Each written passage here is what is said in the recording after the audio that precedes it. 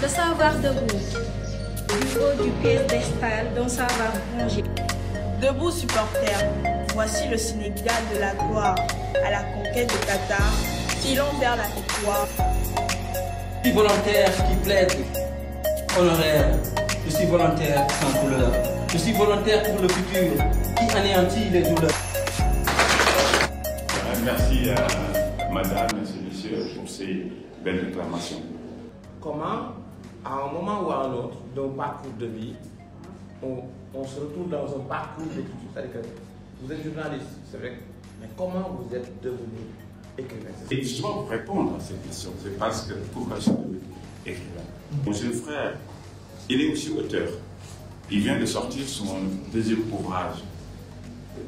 J'ai écrit avant lui.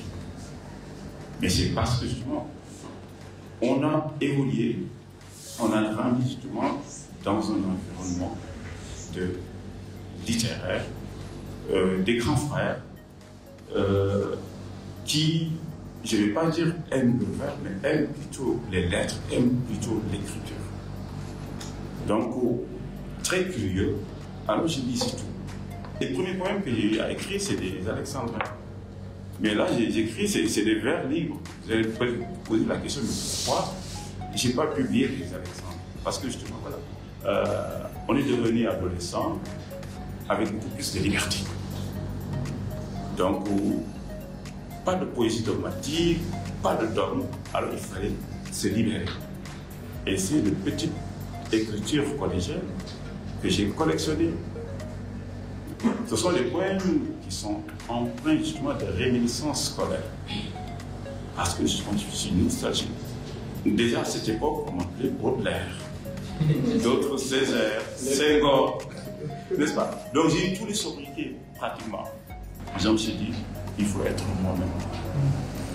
Et c'est pourquoi Morceau de verre, donc, est un recueil que les gens ont dit que c'est inédit. Inédit parce que j'ai voulu faire des reportages poétiques. Une poésie essai, comme dit mon ami Marie Préra, mon ami Mamgol aussi, à sa note de lecture, peut-être qu'il nous en dira un peu plus, n'est-ce pas? Alors, j'ai voulu être vraiment moi-même, parce que comme on dit, la poésie c'est aussi de l'art. Je ne voulais plus écrire des alexandrins, écrire des soirées, non. J'écris des poèmes avec aussi mon propre style, n'est-ce pas? Alors, voilà.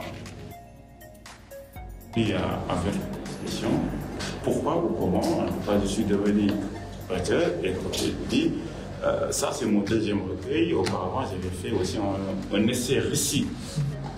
Mon ami Benjamin, qui est une belle âme. Je pense qu'il a une âme de poète. Ma satisfaction est que Benjamin est un grand littéraire qui est devenu journaliste, mais il est resté journaliste tout en étant littéraire, tout en étant poète. Nous sommes dans une école de journalisme. On nous apprend à écrire simple. C'est une école de communication aussi. Le message doit être clair et surtout dès les premiers mots, dès les premières lignes. Bon, je donne souvent l'exemple en journalisme on parle d'attaque, on parle de chute aussi. L'attaque c'est, comme les littéraires disent, introduction, la chute c'est la conclusion. Mais c'est très important parce que l'attaque c'est la première impression, la chute aussi c'est la dernière impression. Et je pense que c'est important pour un discours. Comme dans l'être d'été. Benjamin vient pour dire c'est l'été, je prends mon thé. Ça c'est une attaque. Et puis c'est une très très belle attaque. À la chute, il dit à mon bel âge, à la plage, courage. Ça aussi c'est très beau. C'est très beau. Donc ma satisfaction est que Benjamin reste journaliste. Le journalisme mène à tout.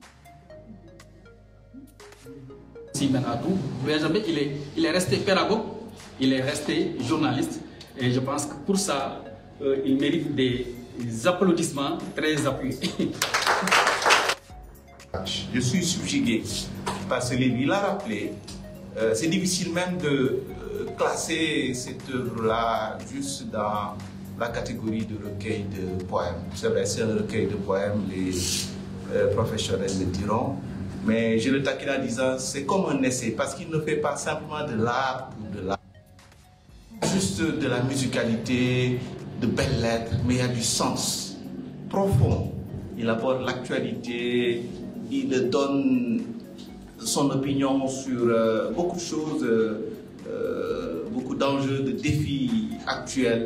Il se projette de l'avenir. C'est pour cela que je me disais que ce n'est pas seulement un recueil de poèmes, c'est également un essai où il oriente, il donne de bonnes idées, où il partage vraiment ses avis et qui sont des avis très très pertinents. Benjamin l'a dit, il a déjà, ça doit faire une quinzaine d'années, un essai sur la guerre des dieux qu'on a. Benjamin est éclectique.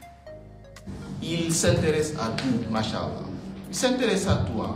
C'est un journaliste, c'est un communicant, c'est un manager, producteur de contenu. Dire que c'est quelqu'un qui s'intéresse à... En tout cas, rien est important ne lui est étranger. Et machallah, je l'encourage à continuer dans cette voie-là. Il coche à toutes les cases. Vraiment, je le félicite. Je suis subjugué par la qualité de cette œuvre littéraire. Et je recommande à tous les étudiants qui sont ici de lire et de relire ce recueil de poèmes. Ils en sortiront enrichis, donc avec des idées, en tout cas des avis très très pertinents sur notre vivre ensemble. On l'appelle Benjamin, maintenant je pense qu'il est devenu senior, en plus d'être un LH. Merci et félicitations encore. Je profite de cette tribune pour dire que je n'ai pas encore lu le roman, le poème, mais à travers la note de lecture, tout de suite, en étant ici, je me suis dit que finalement, on pourrait l'appeler morceau de vie. Parce que Ibrahima Benjamin est quelqu'un qui écrit, il l'a dit tout à l'heure, comme il parle. C'est-à-dire, ça projette toujours sur l'avenir. Merci à tout le monde d'être là. Nous sommes tous fiers de lui. C'est un grand frère affable,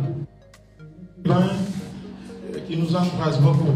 Je profite de l'occasion pour saluer la fête écrivain comme lui, mais également mon éditeur, Pape Samba, qui est là.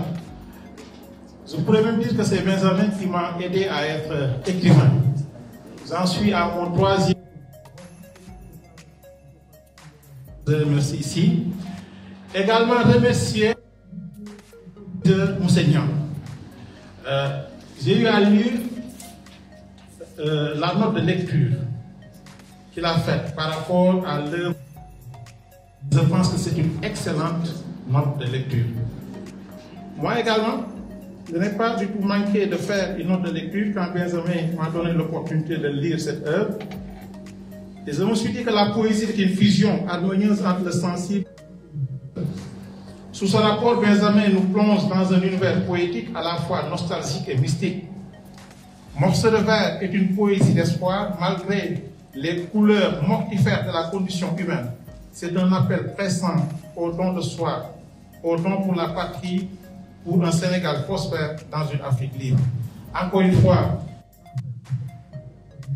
une excellente continuation. Merci beaucoup. À la lumière de cette note de lecture, particulièrement axée sur une approche thématique du recueil Morceau de verre de Ibrahima Benjamin Ndiaye, force est de constater, avec beaucoup d'enthousiasme, que sa production poétique se situe au carrefour de deux pensées.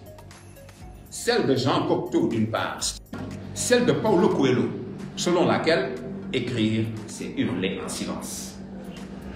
Écrire comme acte d'amour symbolise toute la passion pour l'écriture dont Benjamin est dépositaire.